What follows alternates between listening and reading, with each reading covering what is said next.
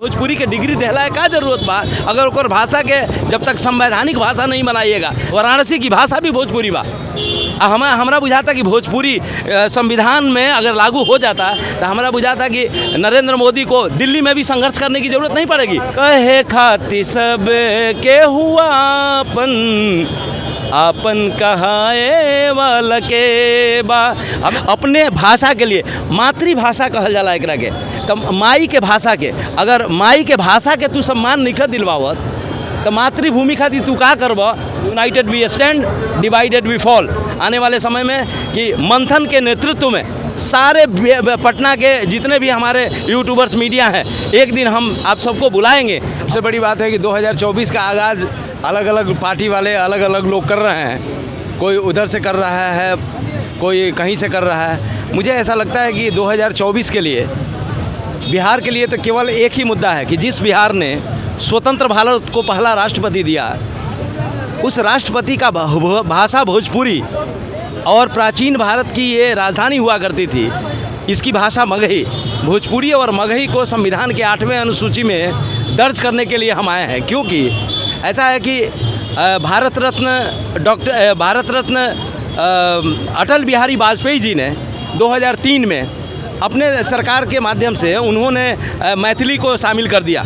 और मुझे लगता है कि भोजपुरी, क्योंकि भोजपुरी से हम PhD कर रहे हैं, चाइनीज़ भाषा पढ़े हैं जवाहरलाल नेहरू विश्वविद्यालय में, लेकिन हमने सोचा था कि बिहार को विकसित करना है तो बिहार के भाषा को जब तक संविधान में लागू नहीं करेंगे, जब तक बिहार के भाषा के सम्मान ना मिली तब बिहार के बिहारी लोगों के सम्मान ना मिल सकता। हम जानता नहीं कि 2024 में अगर माननीय हमारे गृह मंत्री और प्रधानमंत्री मोदी जी, अगर आप चाहते हैं कि दिल्ली में भी और बिहार में आपका सरकार बने, तो आप मुद्दे पे क्योंकि मुद्दा बहुत ज़रूरी है, ऐसे तो बहुत हो गया, लेकिन मुझे ऐसा लगता है आपने वो काम किया, हम समर्थन करते हैं। 370 आपने हटाया, वो समर्थन करते हैं। आपने राम मंदिर बनाया, वो समर्थन करते हैं। लेकिन राम के बाद रेल की बारी, और रेल कारखाना डालमिया नगर खुल जाता है तो रोज़गार युवाओं को मिलेगा। और सबसे बड़ी बात यह है कि हज़ारों लड़के MA कर चुके हैं भोजपुरी से, मगही भाषा पढ़ रहे हैं, हम PhD कर रहे हैं भोजपुरी से। तो मुझे ऐसा लगता है कि भोजपुरी के डिग्री देहला है का जरूरत बा।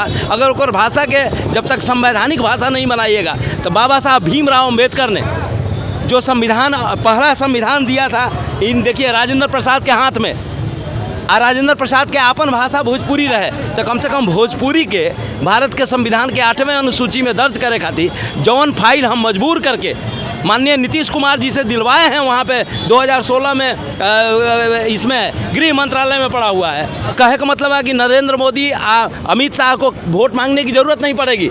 अगर भोजपुरी और मगही को संविधान के 8वें अनुसूची में ये लोग शामिल कर दी, ये लोग के पास पावर बा, आई कोनो बड़का चीज़ नहीं के, ये सम्मान के बात बा। कि मैं 77 वाराणसी संसदीय क्षेत्र से 2014 में माननीय नरेंद्र मोदी और अरविंद केजरीवाल के खिलाफ चुनाव लड़ा था, केवल इस बात को लेकर कि भोजपुरी को संविधान के 8वें अनुसूची में दर्ज करवाएंगे, क्योंकि ये बनारस की भाषा, वाराणसी की भाषा भी भोजपुरी बा। हमरा बुझाता कि भोजपुरी संविधान में अगर लागू हो जाता तो हमरा बुझाता कि नरेंद्र मोदी को दिल्ली में भी संघर्ष करने की ज़रूरत नहीं पड़ेगी। 60% लोग बिहार और यूपी के रहते हैं, भोजपुरी भाषी लोग रहते हैं वहाँ पे, मुंबई में रहते हैं। तो हमें लगता है कि आप सोचिए कि जब क्या बोलते हैं अफरा तफरी करने के लिए विदेश जाना होता है, तो ये लोग मॉरिशस का नाम लेते हैं कि मॉरिशस में भोजपुरी वाला लोग प्रधानमंत्री बा, राष्ट्रपति बा, लेकिन जौन सही काम करे के बा तो मैं केहू के ध्यान नहीं के। और मुझे ऐसा लगता है कि अपना जो न्यूज़ है मंथन, ये मंथन का विषय, और वहाँ तह तक जाना पड़ेगा। बिना तह तक गए हुए मंथन नहीं कर सकते हैं। तो मंथन करने का एक ही है कि आप माथा में सोचिए, दिल दिमाग में सोचिए, भोजपुरी को संविधान के 8वें अनुसूची में दर्ज करे खातिर अगर मंथन के माध्यम से अगर माननीय अमित शाह के पास ये मैसेज चला जाता है, भोजपुरी से बढ़िया भाषा कोनो नहीं के। लेकिन हम आज के पॉलिटिशियन के बारे में कहे के चाहते नहीं। और एगो गाना रवि किशन और क्या बोलते हैं, जो भी भोजपुरी बोल के संसद में बैठे वाला लोग कहता नहीं कि कहे खाती सब के हुआ आपन कहाए वाला के बा। हमें लगता है कि भोजपुरी खातिर दिल खोल के आवाज़ उठाइए। United we stand, divided we fall.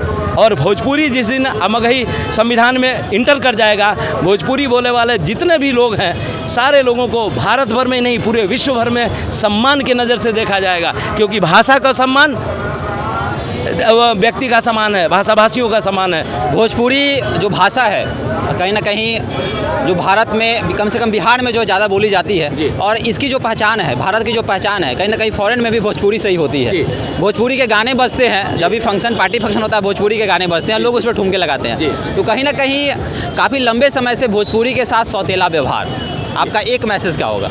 हमारा एक मैसेज यही है कि देखिए, आप अपने ही लोगों को जब तिरस्कार कीजिएगा, अपने ही लोगों को सम्मान नहीं कीजिएगा, इज्जत नहीं कीजिएगा, अपने भाषा के लिए मातृभाषा कहल जाला एकरा के, तब माई के भाषा के, अगर माई के भाषा के तू सम्मान नहीं दिलवावत तो मातृभूमि खातिर तू का करब, हमरा समझ में नहीं क्या आवत। कहे कहल जाला कि जननी जन्मभूमि स स्वर्गादपि गरियसी, तो हम चाहतनी एक ही चीज़ कहे के चाहतनी कि देर भइल दुरुस्त होके चाहिए। अमित शाह के हाथ से भोजपुरिया मगही के संविधान में सब कोई शामिल करवावे खातिर आजे से शुरू कर दिया।